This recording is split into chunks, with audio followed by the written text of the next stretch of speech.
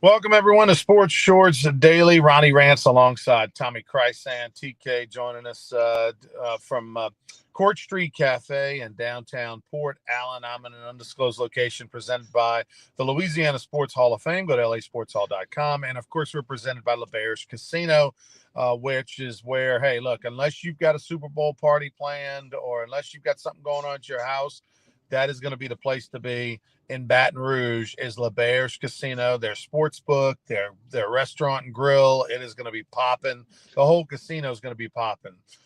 Tons of people, but the sports book, great food.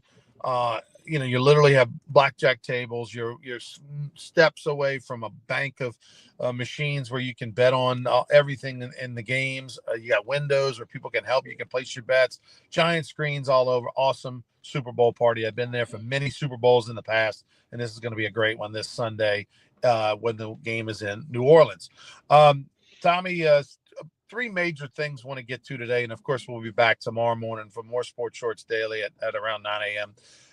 The Luka Doncic trade. We spoke on Sports Shorts Radio on Saturday morning. Since then, the world was turned on its head when Anthony Davis is now being traded from the Los Angeles Lakers to the Dallas Mavericks, and Luka's headed to Los Angeles. And the reason that this trade is just so shocking, and one of the biggest trades in NBA history, is that Luka seemed to be like one of those untouchable franchise type players who only leaves if they want to leave. You can't imagine a franchise wanting to get rid of Larry Bird or wanting to get rid of Magic Johnson or wanting to get rid of Michael Jordan or in their prime or getting rid of, or Luka is one of those guys. He is a top 5 superstar in this league. And he has been traded by the Dallas Mavericks, which has the fans upset.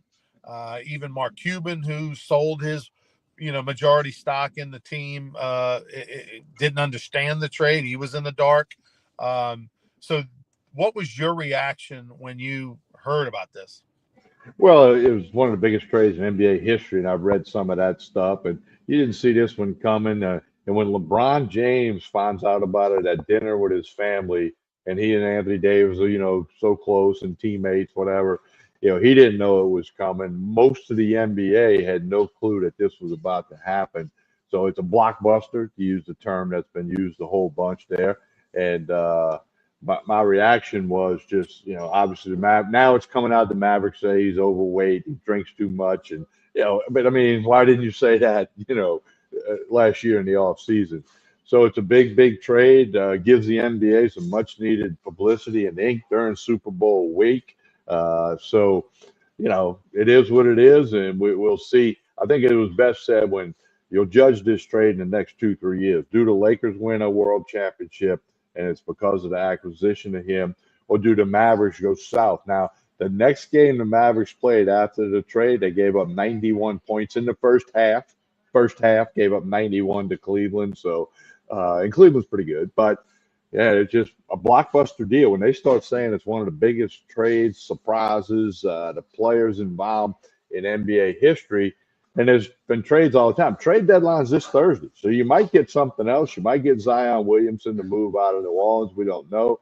But there's going to be, and Butler's got to get out of Miami. There's going to be some more NBA stuff that we can talk about tomorrow.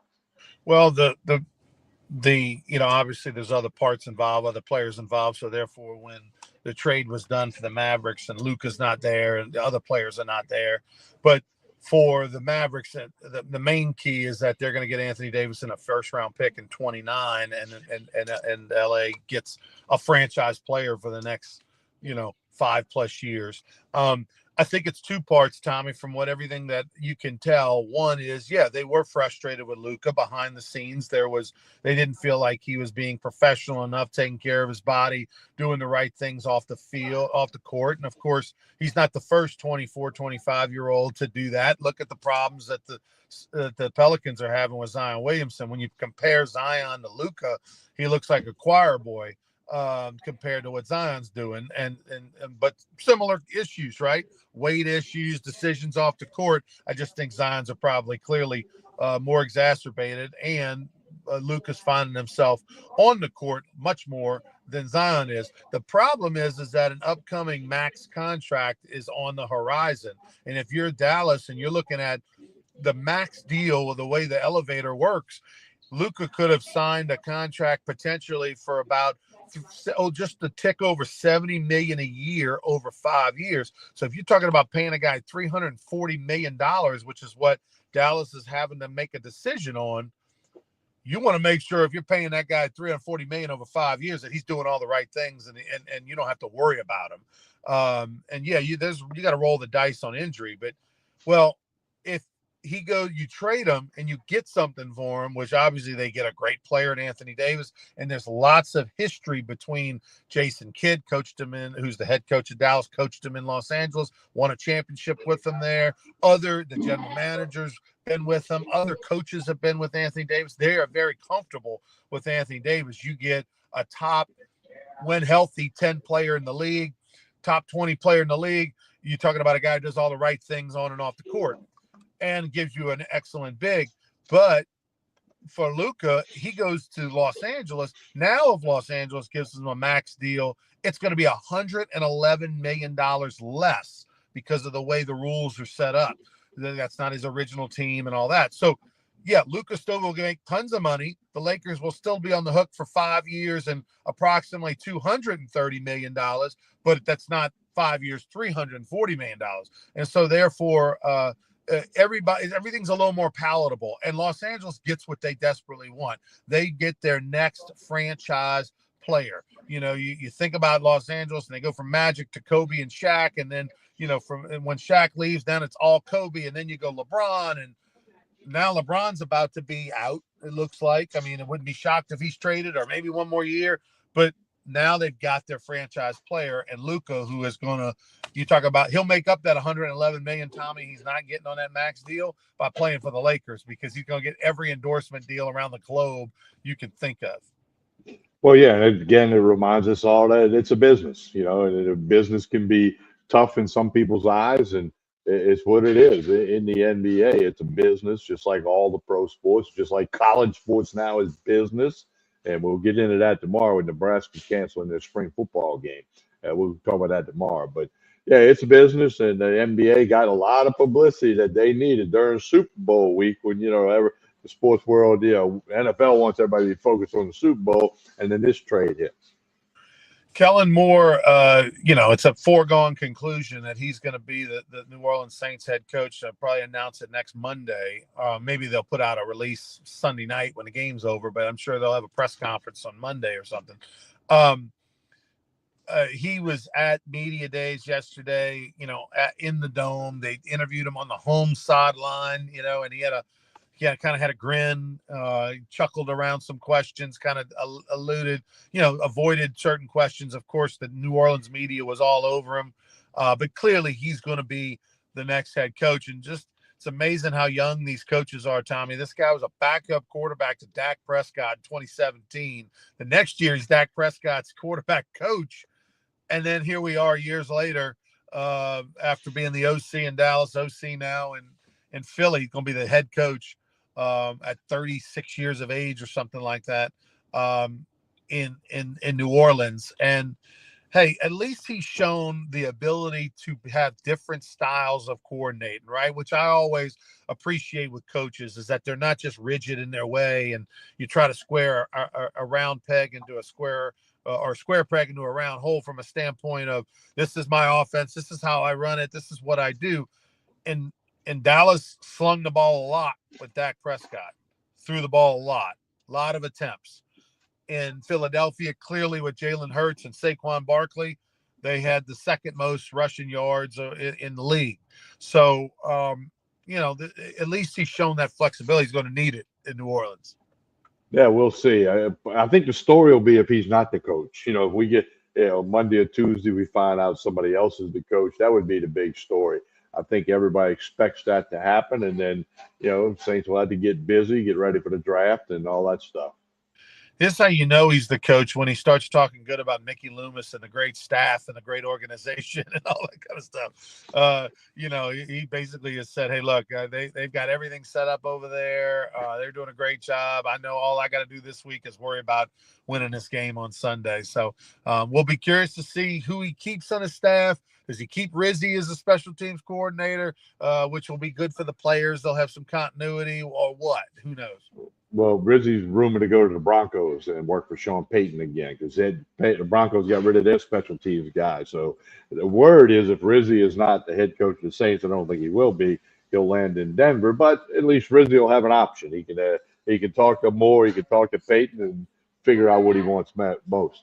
That'll be a fun conversation if Will Lutz is back next year because Rizzi cut Will Lutz. Well, no, right. well, he didn't technically. Allen did, but Rizzi was the special teams coordinator, and I'm sure Dennis Allen at some point got his input. If Rizzi said, "Man, well, Lutz is my guy," I don't think he would have been in Denver. Got traded to Denver, so you're correct.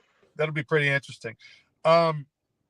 All right, LSU basketball, it's a disaster right now. They were, you would have thought they would have been motivated on Saturday to play some of their best basketball. They're at home. John Brady and the 2000 team are celebrating their 25-year anniversary. I can't believe it's been that long, of the Sweet 16th team led by Stromile Swift and Jabari Smith. Instead, they're a 1.5-point dog going into that game, and they get beat by 30. And the way the league's set up and all, one win so far. And unlike Arkansas, who went on the road and beat Kentucky, which was a huge win for Arkansas. Of course, they're John Calipari, the former Kentucky coach, and Arkansas, lots expected of Arkansas. So maybe that win will get them back on track in the right direction because they're more talented than LSU.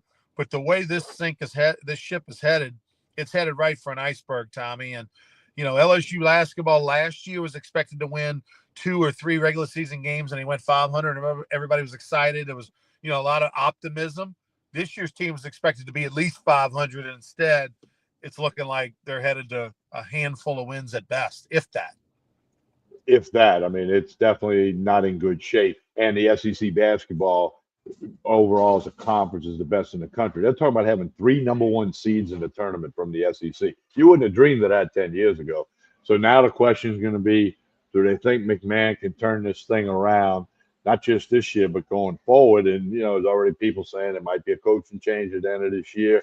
Well, let's see how the rest of this plays out. But certainly with John Brady and his team in there, no extra juice. We talked on the radio, they might have a little extra juice.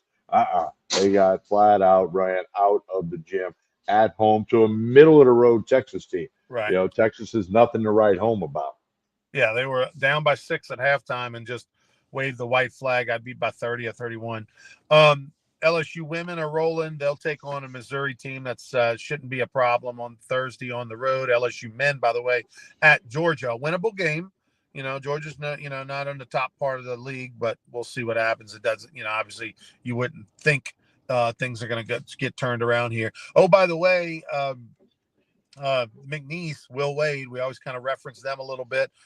They lost their first game of the year on Saturday against a good Nichols team in the Southland on the road in Thibodaux. They got back in the win column last night, a 2-point victory last night. So the last 3 games for McNeese, a 2-point win, a loss, and a 1-point win on the road. So Cowboys scuffling just a little bit. Haven't been keeping up enough to know that they've had some injuries or anything like that to their lineup. But the last 3 games have been quite a little bit of a challenge. 2-1 for Will Wade. And the Cowboys are expected to roll in their conference tournament and make it to the NCAAs for the 2nd year in a row. Obviously, the tournament might be a little bit more interesting than we initially thought a week ago when they were just blowing the doors off everybody they played. Tommy, tell us about Court Street Cafe as we get out of here, and then we'll be back tomorrow morning from Tremonti's, and we'll dive into the Super Bowl and some special bets and all that. We'll have a special guest as well. That's tomorrow morning, 9 a.m. on Sports Shorts Daily. Yeah, Court Street Cafe, breakfast, lunch, dinner here in Port Allen, 805 Court Street, a couple of minutes over the Mississippi River Bridge. You always hear us say that. Come on, check it out. Jason and the staff do a super job. The famous steak night on Saturday nights. They get their steak from Tremonti's Meat and Seafood.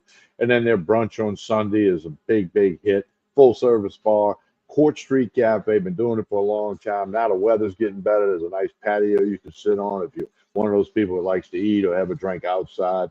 Court Street Cafe in Port Allen. We want you to check that out as soon as you possibly can. As Ronnie mentioned, we will be back tomorrow morning. We jumped at the Tuesday this week. Normally we're Monday, Wednesday, Friday. We went Tuesday. I'll be over at Tremonti's Meat and Seafood tomorrow, 9 a.m. for another episode of Sports Shorts Daily. Hope everybody has a wonderful day. We're back tomorrow morning. On behalf of Ronnie Rance and Jason and the entire staff here at 4th Street Cafe, I'm Tommy Krysan. Like and share this show, no matter whether you're watching on YouTube, Facebook, or X. Like and share this show. That helps out a lot, and we appreciate that. Thank you very much. Have a good day, everyone.